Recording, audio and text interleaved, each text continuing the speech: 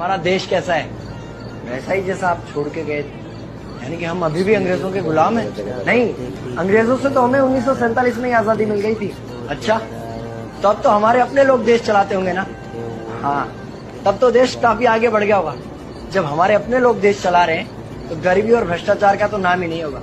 सबको बराबर हक दिया जाता होगा, किसानों और मजदूरों का अच्छा ध्यान रखा जाता होगा ना? नहीं, ऐसा तो कुछ नहीं है। तो कैसा है बताना मुझे।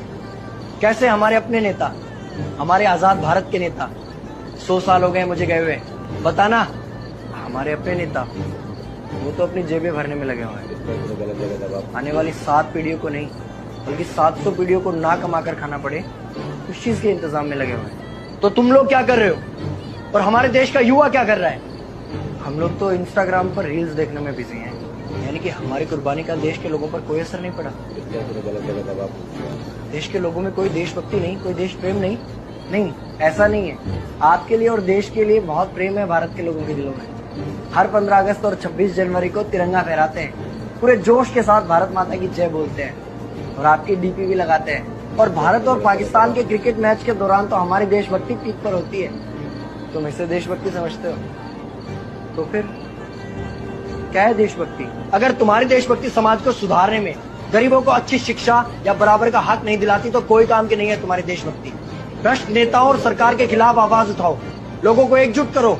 लेकिन अगर हमने सरकार के खिलाफ आवाज उठाई या नेताओं से सवाल पूछे तो हमें एंटी नेशनलिस्ट कहा जाएगा या हमें गद्दार करार दे दिया जाएगा। तो डरता है। 23 साल का था मैं जब अंग्रेजों ने मुझे फांसी पर चढ़ा दिया। मुझे तो आतंकवादी कहा गया था। अगर अब नहीं जागे तो ये देश सोता रहेगा। ये सरकारें, ये नेता देश को बेच खाएंगे। इस भ्रष्ट सरकारी तंत्र से लड़ो।